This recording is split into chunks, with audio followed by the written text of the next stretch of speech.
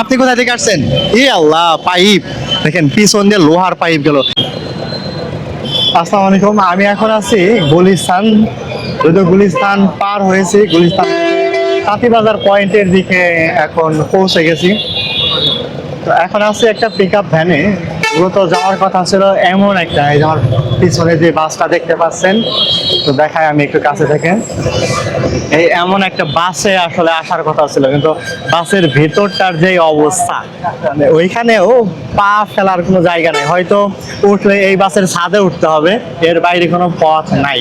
আসলে ছাদে ওঠার তো কোনো সম্ভাবনা বা তেমন কোনো ব্যবস্থা নেই। আর ছাদে ওঠা আসলে ঝুঁকিপূর্ণ এক বিষয়। মানুষ এতটা ভিড় আসলে এই শেষ সময়, বিশেষ করে ইফতারের সময়টাতে। আর এইভাবে দূরপাল্লার যে বাসগুলো আছে, এই বাসগুলোতে সাধারণত নিকট দূরত্বের যে ব্যক্তিরা ওঠেন বা মানুষজন ওঠেন, তাদেরকে উঠানো হয় না। কিন্তু এই বাসগুলোতে বিশেষ করে পাবলিক ট্রান্সপোর্টের জন্য সাধারণ পাবলিক যারা আছেন, কাছে বা দূরে যারা যাবেন বা নিকট দূরে যারা যাবেন, তাদের জন্য কিন্তু এই বাসগুলোর মতো।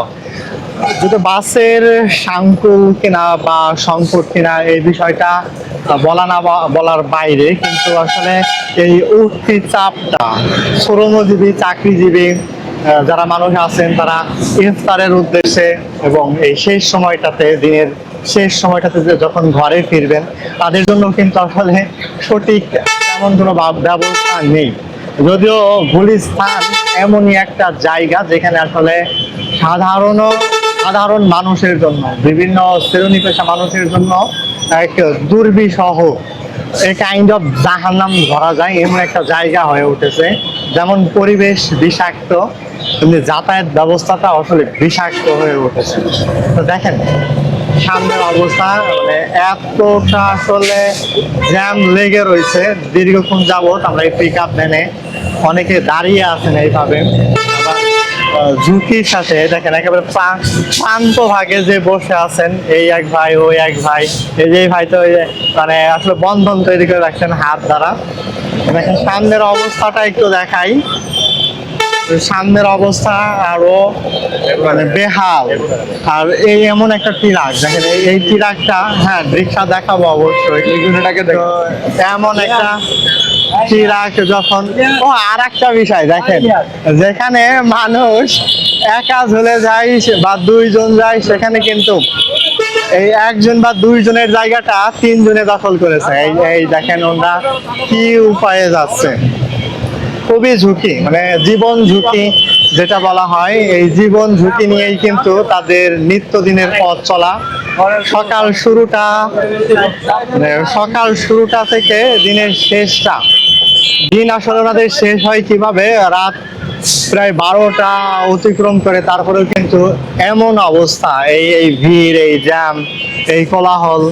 এর মাঝে আরেক বড় সমস্যা হলো ছিনতাইকারীদের দৌরাত্ম্য এবং মানুষকে যেভাবে আসলে অবহেলা বা তোয়াক্কা না করা, নিজের অহং প্রকাশ করা, এমন দৌরাত্ম্যের কারণে কিন্তু এই গুলিস্তান, বিশেষ করে সাউথ ঢাকা বা ঢাকার এই পুরাতন অঞ্চলটা কিন্তু ঝুঁকিপূর্ণ পরিস্থিতি বিরাজ করছে। তো দেখেন সামনের অবস্থাটা দেখায়, আসলে শৃঙ্খলার তো কোনো অবকাশই নেই। সাথে এত গাড়ি, সামনে থেকে হাতের বাম দিকে চলে যাবে সদরঘাটের দিকে, সেই দিকেও এক সেম অবস্থা। আবার ডান দিকে চলে যাচ্ছে কেরানীগঞ্জের দিকে কিন্তু সেই একই অবস্থা। সামনেই পাবো বাবুবাজার ব্রিজটা এ প্রান্ত থেকে ও প্রান্ত অবধি একাধারে গাড়ির কিন্তু জ্যাম লেগেই থাকে। আর অটো রিক্সা, ইজি বাইক গুলোর এতটা প্রভাব, ব্যাঙের ছাতার মতো এ প্রান্তে আসলে এরা গজিয়ে উঠেছে। এদের কারণে এইখান থেকে যদি আসলে পিছন দিকে পড়ে যায়, এমনও হতে পারে কোন এক ছিনতাইকারী টান নিয়ে পিছন দিকে ফেলে দিছে। এটা হতে পারে, সিম্পল, এটা গুলিস্তান তো।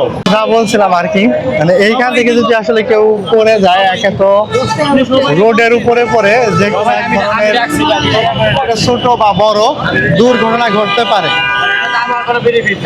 এখানে দুর্ঘটনা ঘটাটাও একেবারে সিম্পল একটা বিষয়। এখানে জীবনটা প্রতিনিয়ত চলার পথে এই পুলিশ ছাড়ে যারা জীবনযাপন করতেছে তাদের জীবনটা হাতের মুঠোয় নিয়ে প্রত্যেক দিন চলাচল করতেছে। দেখেন সামনের অবস্থা, যদি এই অবস্থাতে বা এইখানেতে কিছু না ধরে বসি, না ধরে দাঁড়াই, কি যে এক অবস্থা হতে পারে। শুধু আমরা এক গাড়িতে পিক আপ ভ্যানে যাচ্ছি এমনটা না, শত শত এমন গাড়ি আছে বা এমন পিক আপ ভ্যান গুলো আছে যারা মানুষজন এভাবে পারাপার করতেছে। যদিও পিক আপ ভ্যানের মুখ্য উদ্দেশ্য মানুষ পারাপার না, তারপরেও মানুষ নিজেরা পিক আপ ভ্যানকে বা পিক আপ ভ্যান চালককে কন্ট্যাক্ট করে কিন্তু এইভাবে পারাপার হচ্ছে, মূলত উপায় নেই। কত করে 20 টাকা করে উঠাচ্ছেন না? আচ্ছা, এক ভাই ভাড়া উঠাচ্ছেন, উনি হঠাৎ করে বলে উঠছে যে কার ভাড়া বাকি আছে। জানতে পারছি যে পিছন থেকে কার কিছু টানতে নিয়ে গেল কিনা, মানে এমন আচমকা ভয়ে থাকতে হয় এই গুলিস্তানটাতে। কোথায় গেছিলেন ভাই আপনি? কোথায় গেছিলেন? নতুন বাজার। নতুন বাজার। ওইখান থেকে আসছেন কিছু? এইখান থেকে আর কজন আছে? মানে আর গাড়ি পান নাই বা? না, এইটাই এখানে কি যাতায়াতের এমন সমস্যা কি প্রতিদিনই? প্রতিদিন বলতে ইত্যাদি টাইমে এরকম হয়। ইফতারের টাইমে না। কি অবস্থা ভাই, কোথায় থেকে আসছেন? নতুন বাজার। আপনিও নতুন বাজার? একই লোক আমরা। প্রতিদিনই আসেন এইভাবে? এইভাবে প্রতিদিন এই রোডের একই অবস্থা, মানে গাড়ি কি প্রত্যেকদিন একই অবস্থা। আসলে এই শেষ সময়টাতে মানুষের উঠতি চাপ থাকে, এই উঠতি চাপে কিন্তু এই গাড়িগুলোতে আসলে সিট পাওয়া যায় না। ভাই আপনি কোথায় থেকে আসছেন?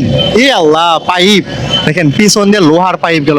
এইখানে যদি আসলে কারো শরীর আসলে বেঁধে যেত, ছিন্ন ভিন্ন হয়ে যেত, একেবারে বিচ্ছিন্ন অঙ্গ নিয়ে কিন্তু তাকে পরবর্তীতে হসপিটালে ভর্তি করা লাগতো, মানে এতটা ঝুঁকিপূর্ণ এমন একটা পরিবেশ। তাহলে ভাবেন যে আসলে মানুষ কতটা জীবন ঝুঁকিতে আছে।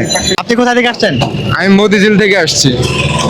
আপনিও কি প্রতিদিন এমন অবস্থা দেখেন? আমি বাইকে করে চলাচল করি, এখন তেল নিয়ে একটা সংকট, তারপরে হচ্ছে আর এইটা গুলিস্তান থেকে আমাদের কেরানীগঞ্জের মানুষের এটা নিত্যদিনেরই জিনিস যে প্রত্যেকদিন গাড়ি না পাওয়া, অনেকগুলা লোকাল বাসের অবস্থা তো খুবই খারাপ। তো আর কি বলবো, মানুষ জীবন ঝুঁকি কি এভাবেই চলে? এইরকম সাফার করে সবারই যাইতে হয়, কিছু করার নেই। এইটাই এখন আমাদের নিত্যদিনের সঙ্গী হয়ে গেছে।